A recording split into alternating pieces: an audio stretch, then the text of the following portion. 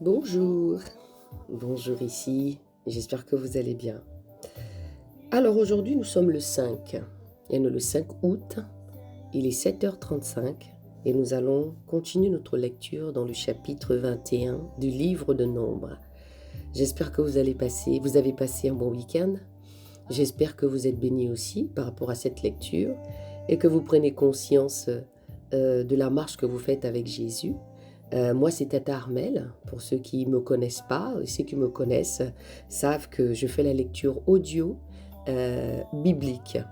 Pour toi qui viens d'arriver peut-être, qui va tomber sur cet audio de lecture, bah écoute, essaye toi-même déjà de repartir un petit peu au début du livre de Genèse, et comme ça, tu pourras déjà commencer à faire cette quête de lecture, car je dis toujours qu'un vrai chrétien, celui qui a rencontré Jésus, celui qui s'est converti, celui qui est conscient qu'il est né de nouveau, celui-là, il fait une chose, c'est qu'il va lire.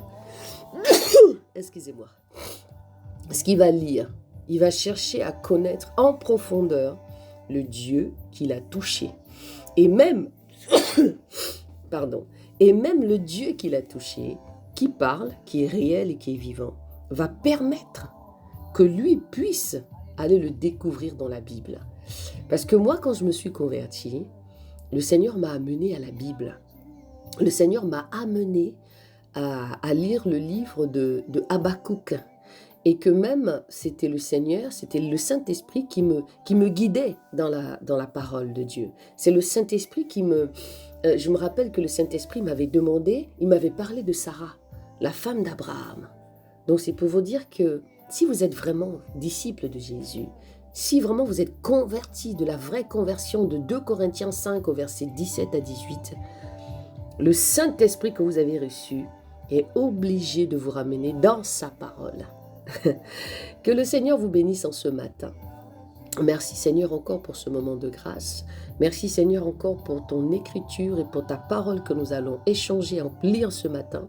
Merci Père éternel de bénir et d'ouvrir l'entendement et de faire, d'enlever le voile de celui qui ne peut pas comprendre ou qui n'arrive pas à comprendre. Dans le nom de Jésus, Amen, Amen, Amen. Alors, je vais lire la Bible dans le chapitre 21. Soyez bénis.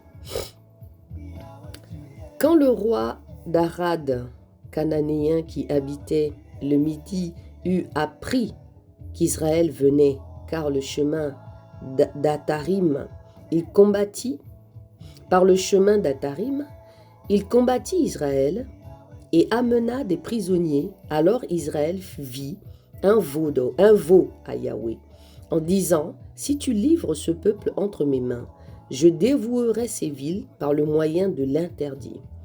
Et Yahweh exauça la voix d'Israël et livra entre ses mains les Cananéens. On les dévoua par interdit avec leurs villes et on donna à ce lieu le nom de Horma. Israël, ici, c'est le peuple, d'accord? Les Cananéens livrés à Israël. Ça, c'est le titre, parce que moi, ma Bible, c'est déjà une Bible d'études avec pas mal de richesses, d'interprétation et de compréhension. Donc voilà, soyez bénis. Le serpent d'airain, on est dans le verset 4. Puis ils partirent de la montagne de Hor par le chemin de la mer Rouge pour faire le tour du pays d'Édom, le cœur du peuple s'impatientant en route, et parla contre Dieu et contre Moïse, en disant, pourquoi nous as-tu fait monter hors d'Égypte pour mourir dans ce désert? Car il n'y a point de pain ni d'eau, et notre âme est dégoûtée de cette nourriture misérable. Eh là là, c'est pas possible. On revient encore, mais c'est incroyable. C'est incroyable de voir ça. C'est incroyable encore de voir que les hommes qui ne finissent pas... Je ne sais pas pour vous qui lisez, hein, on est encore dans une énième lamentation de ce peuple qui arrive encore à un endroit et qui se met encore à parler d'une manière pas très agréable encore à Yahweh et se lamenter. Vous voyez un petit peu dans le verset 5, ici on dit « et parla contre Dieu ». Donc c'est-à-dire... Puis ils partirent de la montagne de Hor par le chemin de la mer Rouge pour faire le tour du pays d'Édom, le cœur du peuple s'impatientant en route.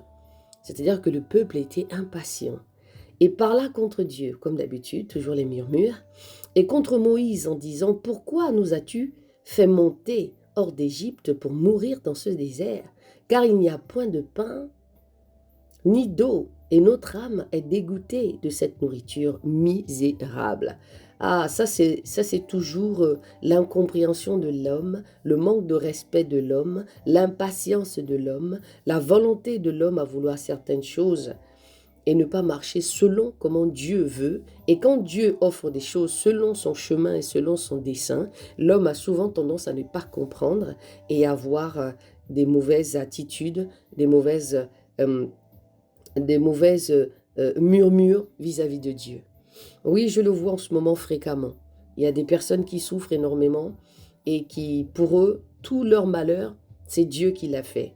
Et c'est ce que font les hommes. Donc, tout simplement pour vous dire que rien n'est nouveau sous le soleil. Ce qui est aujourd'hui a déjà été. Le verset 6. « Et Yahweh envoya contre le peuple des serpents brûlants. Ils mordirent tellement le peuple qu'il en mourut, un grand nombre en Israël. Alors le peuple vint vers Moïse et dit, « Nous avons péché contre nous. Nous avons péché contre nous. Nous avons péché, car nous avons parlé contre Yahweh. Et contre toi, invoque Yahweh, afin qu'il éloigne de nous les serpents. » Et Moïse pria pour le peuple, et Yahweh dit à Moïse, « Fais-toi un serpent brûlant, et mets-le sur une perche. Quiconque aura été mordu et le regardera conservera la vie. » Dieu dans sa miséricorde, Dieu dans sa grandeur, Dieu dans son amour, encore s'est repenti. Parce qu'au départ, il a envoyé des serpents pour les mordre, tellement que ces serpents étaient brûlants pour les mordre, il y en a qui mouraient. Et comme ils ont compris finalement qu'ils avaient murmuré devant, ils avaient péché, c'était même pas le murmure, c'est qu'ils ont péché. Non seulement il y a eu murmure, mais la Bible dit que ils ont péché devant Dieu. Et bien Yahweh, encore une fois, par la prière de Moïse, leur a fait encore la grâce de pouvoir guérir de toutes les murmures par rapport au serpent qu'il a demandé de faire à Moïse, donc, dont notamment le serpent d'airain. Moïse fit un serpent d'airain et le mit sur une perche. Quiconque avait été mordu par un serpent et regardait le serpent d'airain conservait la vie. Les enfants d'Israël partirent et campèrent à Oboth. Et ils partirent d'Oboth et ils campèrent en Igé à Barim, dans le désert, qui est vis-à-vis de Moab. Alléluia. Vers le soleil levant. Puis ils partirent de là et campèrent vers le torrent de Séreb. Et ils partirent de là et campèrent de l'autre côté de l'Arnon, qui est dans le désert. En sortant du territoire, les Amoréens, car l'Arnon est la frontière de Moab entre les Moabites et les Amoréens, c'est pourquoi il est dit dans le livre des batailles de Yahweh, Vaheb, en Supha, et les torrents de l'Arnon et le cours des torrents qui s'étend du côté d'Ar et touche à la frontière de Moab. J'espère que vous allez comprendre. Le verset 16. De là, ils allèrent à Bir. C'est le puits au sujet duquel Yahweh dit à Moïse, « Ressemble le peuple et je leur donnerai de l'eau. » Alors Israël chanta ce cantique, « Monte, puis chantez-lui en vous répondant les uns aux autres. Puis que des princes ont creusé, que le grand du peuple ont creusé avec le législateur avec leurs bâtons. Du désert, ils vinrent à Matana, de Matana à Nahaliel et de Nahaliel à Bamoth. de Bamoth à la vallée qui est dans le territoire de Moab, au sommet de Pisga, et qui regarde vers Gésimon. Israël bat le roi des Amoréens et le roi de Bassan.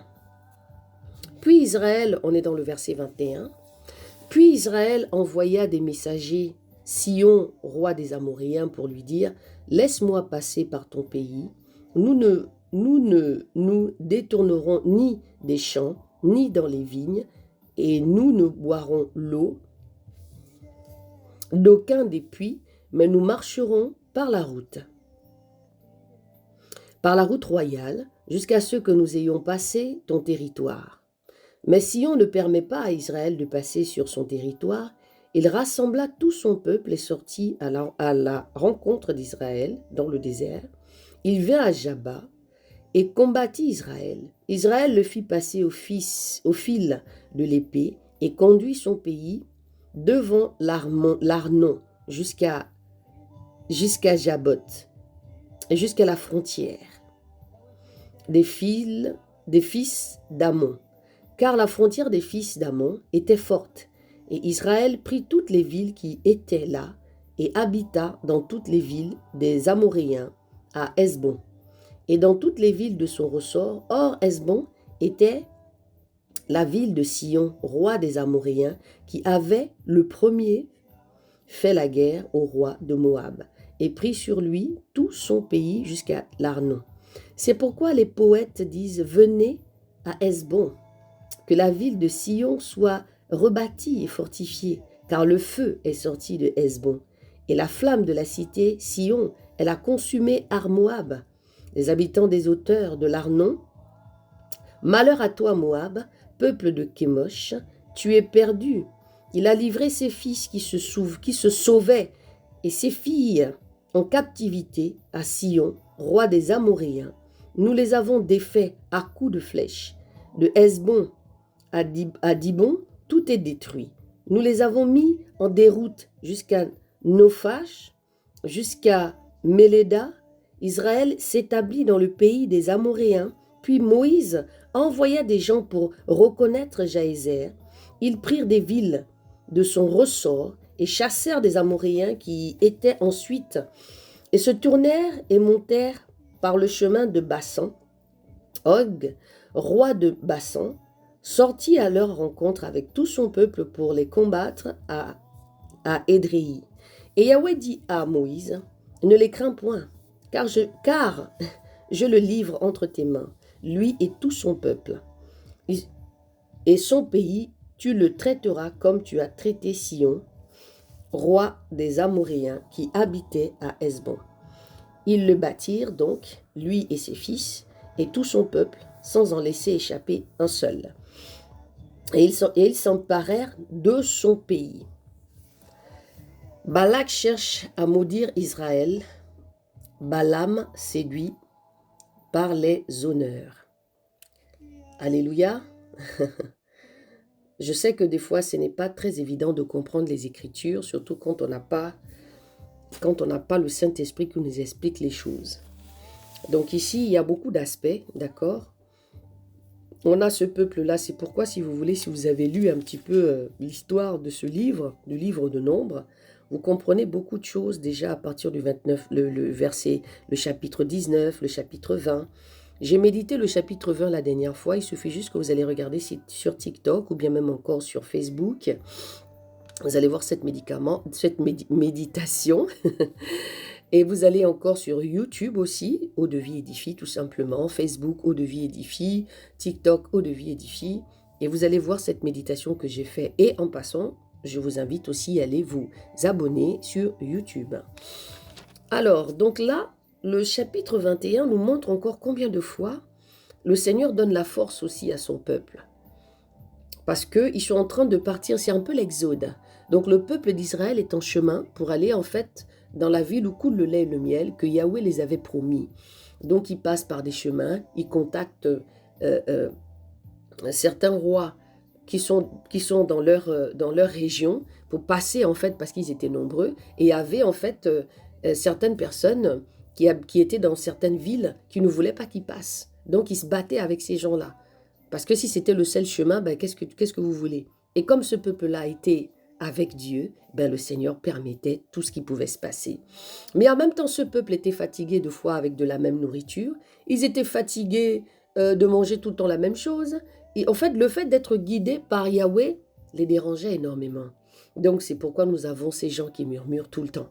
Si vous voulez, ce livre-là, à partir du livre de Lévitique, on voit des hommes qui sont toujours en train de se plaindre parce qu'on n'apprend pas à connaître Yahweh. Et pourtant, Yahweh était avec eux. Ils avaient l'arche de l'alliance, l'arche du témoignage que les Lévites portaient.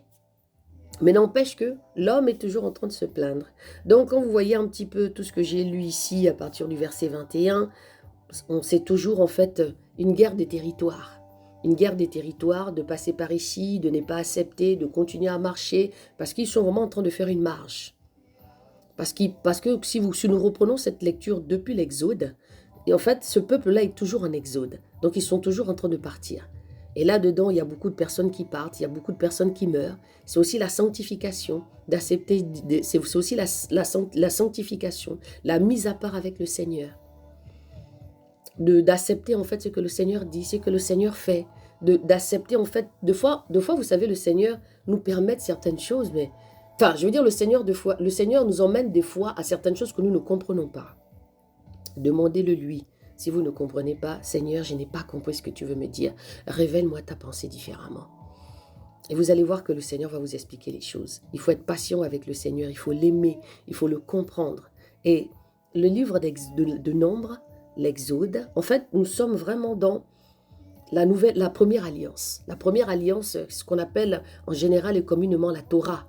D'accord? Aujourd'hui, on entend beaucoup de choses aujourd'hui sur ce livre. Donc, pour conseil, achetez-vous des Bibles en papier, en support. S'il vous plaît, sortez des réseaux sociaux en vous prenant des applications à gauche et à droite parce qu'il y a beaucoup de choses qui vont être faites sur cette Bible. Que le Seigneur vous bénisse encore. Je vous dis à demain. Demain déjà, je serai en live le matin sur TikTok et sur Facebook. Mercredi, nous continuons la lecture au chapitre 22. Et je crois que jeudi, on va se retrouver pour une méditation de ce chapitre, le chapitre 21, parce qu'il y a beaucoup de choses à dire. Mais je me laisse guider de ce que le Seigneur va me donner aussi. Je pense qu'on méditera le chapitre 21 et le chapitre 22 par rapport à Balaam. Donc, que le Seigneur vous bénisse et je vous dis à demain par la grâce de Dieu.